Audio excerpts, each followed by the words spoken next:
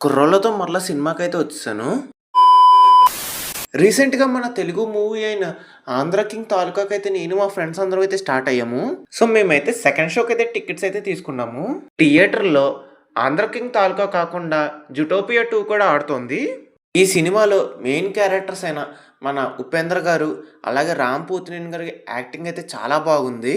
ఈ సినిమా యొక్క main motive ఏంటంటే, అభిమాని తలుచుకుంటే ఏదైనా సాధించగలడు అని తెలపడమే ఈ సినిమా యొక్క ముఖ్య ఉద్దేశం. ఇంకొకటి బాగా నచ్చిందేంటంటే హీరో, హీరోయిన్ ప్రేమ కథ.